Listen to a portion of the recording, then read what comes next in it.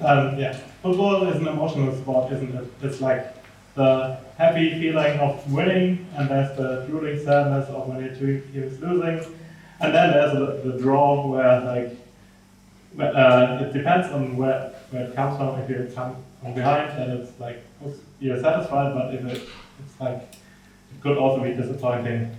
So a lot of decisions, and a lot of fans make the decisions and their judgments on players and teams on all these emotions they have when they watch the game.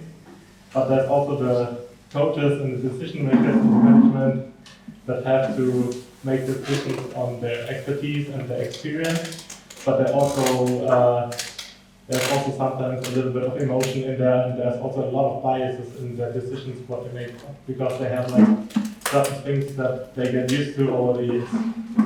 That's where the data comes into play, because for every soccer game or football game, there's thousands of data points collected from different data providers, and that's, for example, the event data. And the event data you can imagine like this: that, for example, there's player A who's passing the ball from here to player B, and there's a lot of context around this event happening, and the data providers have a lot of context around these things happening, and that's where we can infer different things from the data.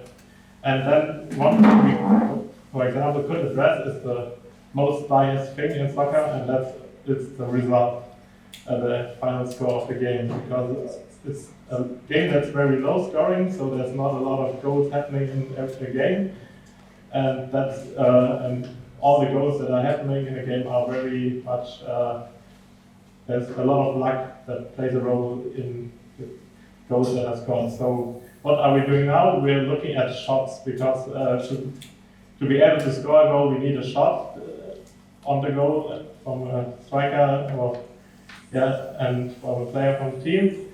And we have a much bigger sample size if we use the shots instead of the goals. And then we calculate the probability from all the context we have for every shot. If it gets a goal, then we get a metric expected goals. And the metric expected goals helps us to look at how the performance of the team was, if we like sum it up together and look at it over a few games, and then we can infer trends of positive trends and negative trends of the game, and then we can, or multiple games, and then we can make more decisions that are a little bit less biased and have a little bit more context. And that is the way we add more context to decisions that people in soccer can make.